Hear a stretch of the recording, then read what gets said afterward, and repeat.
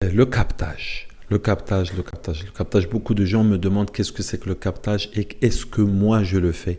Il y en a beaucoup qui m'ont dit salam alaikum, que ce soit sur WhatsApp, Messenger, SMS, etc., etc. Ils me disent est-ce que tu peux faire le captage pour ma mère? Est-ce que tu peux faire le captage pour X? Est-ce que tu peux faire le captage? Je suis entièrement contre. Je suis d'une autre façon de faire. C'est pas ma façon de faire. J'ai entendu ces derniers temps que le captage se fait sur des photos. C'est-à-dire, il suffit juste que tu lui montres la photo de la personne à qui tu veux faire le captage. Ça ressemble énormément au charlatan, n'est-ce pas? Et il va voir les problèmes qu'il a, etc., etc. Et en réalité, c'est pas lui qui va voir parce que personne ne connaît l'invisible. Lui, il va voir des djinns, des shayatines qui lui parlent et toi, tu les vois pas. Et ils vont lui dire, voilà, bah, cette personne, il souffre de mauvais œil, de jalousie, de. Donc c'est un diagnostic voyance. Et moi, je ne fais pas ce type de voyance, de diagnostic, et je suis contre, et je combats ce genre d'acte, et je le considère exactement comme ce qu'il a dit le Nabi sallallahu alayhi wa sallam, Man ata arrafan faqad ashrak. Celui qui voit un voyant, c'est un astaghfirullah, faqad ashrak, il a fait un acte de l'associationnisme, shirk. Et bien sûr, on sait que si par exemple, tu vas voir un voyant ou bien tu vas voir un capteur, quelqu'un qui fait le captage, et tu meurs dans cette situation-là, tu es en train de faire un acte de shirk. Vous allez me dire, oui, mais c'est les gens qui font le captage, ils lisent le Coran. Ils lisent le Coran pour faire venir les djinns. Ils lisent pas beaucoup le Coran. Vous allez remarquer dans leurs vidéos, ils lisent très peu le Coran. 90%, 80% du temps, c'est que la discussion avec les djinns, quand ils lisent sur une personne. Donc ça, c'est un. Alors que les raqis, tu vas trouver 80%, voire 90% de leur discussion, c'est la lecture du Coran, parce que shifa, la guérison, se trouve dans la parole de Dieu, pas dans la parole de Jalal ou de la parole de Abdou. D'accord? Mais eux, ils croient à la guérison se trouve dans ce qu'ils disent al-djinn. Et le djinn, on ne doit pas les croire. On ne doit pas leur approcher. Même si ils veulent nous montrer qu'ils veulent nous aider. On m'a proposé moi-même ce abd, ce faqir ilallah, ce pauvre esclave d'Allah. On m'a proposé, les djinns, ils m'ont proposé plusieurs fois de l'aide et j'ai regretté. J'ai dit non. J'ai refusé, pardon. J'ai refusé, j'ai dit non, parce que celui qui m'aide, c'est Allah subhanahu wa ta'ala. وَمَنْ يَتَوَكَّلْ عَلَى اللَّهِ فَهُوَ حَسْبُهُ. Celui qui met sa confiance totalement à Allah, il le suffit. Donc on n'a pas besoin de djinn. Le djinn, c'est eux qui nous ont fait de la difficulté. Le djinn, bien sûr, shayatin min al djinn, qui nous ont mis dans les difficultés de cette épreuve. Donc c'est pas eux qui vont nous aider. Sans oublier, et ça je le souligne bien, la seule chose où on peut prendre de djinn, c'est lorsque les djinns ils sont extrêmement fatigués, épuisés, etc. et qu'ils parlent et ils disent certaines informations. Par exemple, ils disent, ouais, le suhour, il est dans, je sais pas, dans un enterrement ou dans un truc. Nous, on prend cette information à vérifier. C'est-à-dire, elle n'est pas pour nous à 100%. Si les djinns ils disent, ouais, c'est la maman de l'autre machin, etc., qui a fait tout ça, on n'y croit pas. On croit seulement aux preuves logiques et c'est ça le travail de Raqi correct, qui cherche al-haqiqa, qui cherche la véracité, qui ne cherche pas à arnaquer les gens. Parce que c'est très difficile de lire pendant des heures et des heures sur les malades, qu'on choisit un autre moyen plus facile, qui en 15 minutes, tu as fini, tu peux faire ton traitement. Bah, vas-y, je vais te faire le captage à distance, au téléphone, nanani, nanana. Alors que le ruqya, c'est la lecture. Tu lis pendant 1 heure, pendant 40 minutes, et puis tu essaies de comprendre, tu essaies de résoudre une situation qui est difficile. C'est une thérapie. C'est exactement comme la psychothérapie, mais seulement le Raqi, il utilise en plus de l'analyse du cas et le bilan du cas, il utilise Al-Qur'an, il utilise la foi, il utilise la spiritualité, il utilise cette thérapie spirituelle, coranique. Donc ça n'a rien à voir. Ça n'a rien à voir. Donc c'est ça le captage, parce qu'il y en a beaucoup, ils me demandent, oui, mais c'est quoi le capteur? Le capteur, c'est celui qui fait le captage.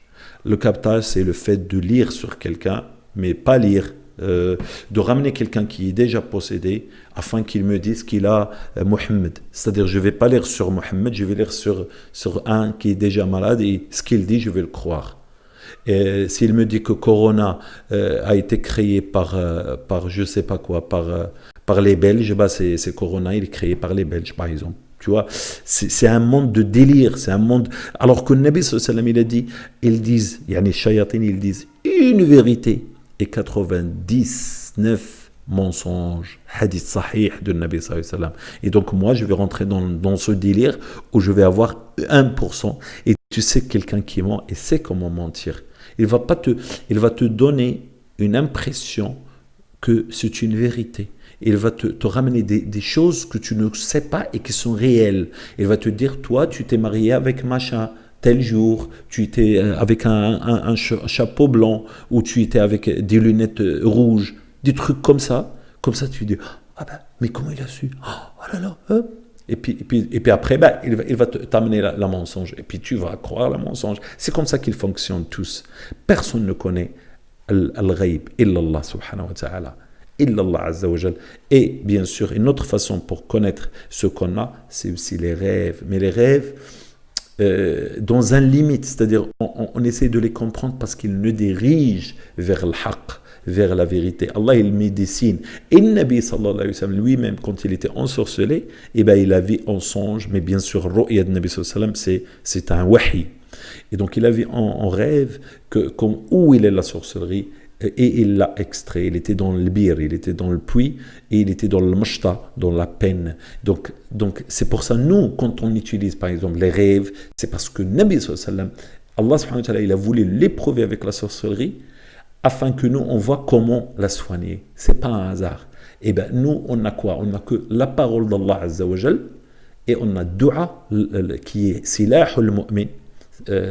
J'utilise beaucoup les duas, les invocations dans mes ruqya, vous allez le remarquer, parce que c'est silah, c'est l'arme du croyant. C'est l'arme avec laquelle tu vas te battre contre ces shayatin, contre ces sorciers. C'est ça, c'est ça. C'est un peu long. Nous, on préfère le chemin le plus court. Et bien, le chemin le plus court veut dire le chemin de al-halak, de la perte de temps, la perte d'argent, la perte de tout. Le chemin le plus long, pourquoi il est un petit peu plus long? Il n'est pas très très long, en vérité. Un mois et demi, si tu fais bien les traitements, si tu fais et que tu te fais diriger par quelqu'un, tu guériras. Tu guériras, quelle que soit la difficulté de ta maladie. Et je vais en parler, Inch'Allah, avec plus de détails.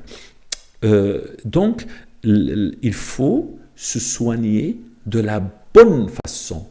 Il n'y a pas une promesse gratuite. Tu sais, même dans le monde de commerce, etc., il y a des promesses. Des fois, est-ce que tu peux gagner? Il y a des vidéos sur Internet. Tu gagnes 7526 € par mois juste en cliquant sur like. Par exemple, on voit tous ce genre de vidéos. Et quand tu vas là-dedans, tu vois que c'est une arnaque et c'est à toi de payer quelque chose. Donc pour moi, réussir la guérison de la sorcellerie facilement, c'est du n'importe quoi et ça n'existe pas. Si tu n'es pas prêt pour te battre, si tu n'es pas prêt pour te changer, c'est toi la guérison. C'est de changer tes attitudes. Si tu fais la ruqya aujourd'hui et le lendemain, comme on a discuté hier avec une psychologue, et le lendemain, tu te retrouves maquillée, ma sœur, dans la rue, tout le monde voit ta beauté, ça sert à quoi, franchement? Toute l'énergie positive, et fais comme tu veux, moi je ne juge personne. Walakin, tu te fais ranger plein d'énergie positive avec la ruqya, tu as peut-être payé des sommes pour te déplacer chez un raqi, etc. Et après, toute cette énergie, tu vas la gaspiller juste pour plaire et en se maquillant à fond et se retrouver comme ça, alors que tu es en pleine période de traitement. Donc tu vas tout gâcher, parce que les shayatines, ils sont partis, l'énergie négative qui est partie, elle va revenir. Il va revenir. Donc, le processus de guérison, c'est un processus de changement de soi, dans le fond. Il faut changer dans le fond. Donc ça, c'était juste par rapport à le captage. Donc n'hésitez pas de liker. Je vous aime pour Allah subhanahu wa ta'ala. J'aime vos commentaires et je les lis. Peut-être maintenant je ne réponds pas à tous les commentaires comme je le fais avant parce qu'il y en a plusieurs, mais beaucoup de vos commentaires je vais leur répondre avec des vidéos comme ça très courtes. Et barakallahu fikum wa jazakumullahu khair wa shafakumullahu jami'an. Inch'Allah, on va tous réussir, on va combattre ces shayatin, les êtres humains et shayatin al-insi wal jinn. Assalamu alaikum.